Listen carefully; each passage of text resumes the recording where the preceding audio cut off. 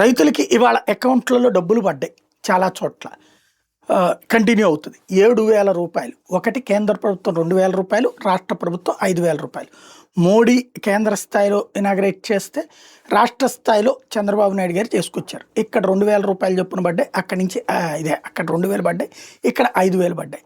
చంద్రబాబు గారు ఈ సందర్భంగా కడప జిల్లాలో మాట్లాడుతూ, మేము ఇచ్చిన మాట నిలబెట్టుకున్నాం, ఎన్ని సమస్యలు ఉన్నా సరే పరిష్కరించాం అని చెప్పుకొచ్చారు.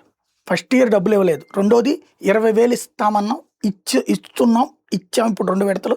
వచ్చే ట్రిప్ 6,000 ఇస్తాం. ఇప్పుడు 7, 14 ఇచ్చాం. ఇంకొక 6,000 ఇంకో 4 నెలల తర్వాత అన్నట్టు. పాయింట్ ఏంటయ్యా అంటే, ఇప్పుడు అప్పుడు ఇస్తానంది మొత్తం 20,000 రాష్ట్ర ప్రభుత్వం తరపునే. ఒక్కసారే ఇస్తానన్నారు. ఇప్పుడు 3 సార్లు ఇచ్చారు. అది కూడా ఇది సరే. 14,000 ఇస్తున్నారు. 6,000 అక్కడ లేదు. ఏకదమ్ము కాదు, 3 టర్మ్ కేంద్రంతో కలిపి ఇస్తున్నారు. అంతకుముందు కేంద్రం ఇస్తోందని తెలిసినా జగన్ అట్లా ఇవ్వలేదు, నేను ఇస్తానన్నారు. అది పక్కకి వెళ్ళిపోయింది. అది ఒక ఆస్పెక్ట్. రెండోది వచ్చేటప్పటికి అన్ని సంక్షేమ పథకాలు పర్ఫెక్ట్గా అమలు చేస్తున్నామని చెప్పారు. ఇప్పుడు ఈ 14,000 ఇవ్వడానికి కారణము చెప్పలేదు, తగ్గించి ఇవ్వడానికి.